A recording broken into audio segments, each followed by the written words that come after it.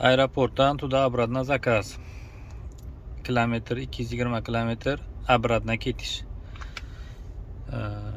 Komissiya servis taxminan 30%, 25% bo'ladi. Bemalol. Men gibki rejimni yoqqanman, u uchun oladi.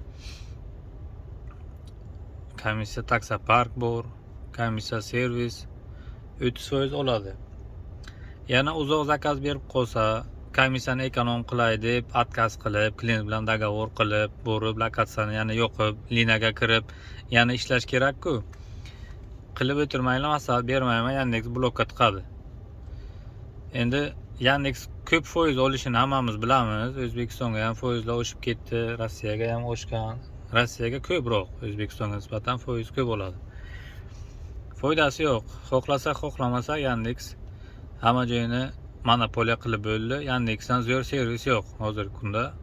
Yandex eng zo'ri. Zakaz yetarli. Arzonmi, qimmatmi, komissiya ko'pmi, kammi? Xohlasa, xohlamasak shu.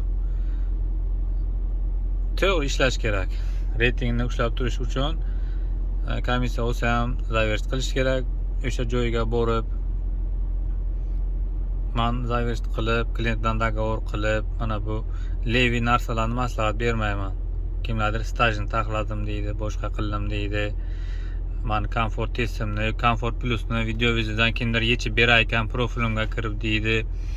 Men u narsalarga maslahat bermayman. Kim ishlamoqchi, to'g'ri ishlash kerak. Ishlamoqchi bo'lmagan odam boshqa ish topib, Yandexga prosta ishlamaslik kerak. Nolib yurgandan ko'ra yomon, foiz ko'p oladi. Foydasi yo'q u narsani. Bitta, ikkita, 100 ta, 1000 ta voditel hech narsani hal qilmaydi. Milliontalab voditel ishlaydi.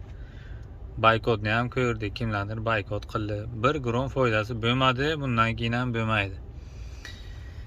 O'sha uchun nima deyman? Ma'qul bo'lsa ishlaymiz, yoqmasa ishlamaymiz. O'zim ham shu, qolganlarga ham shu maslahatni beraman.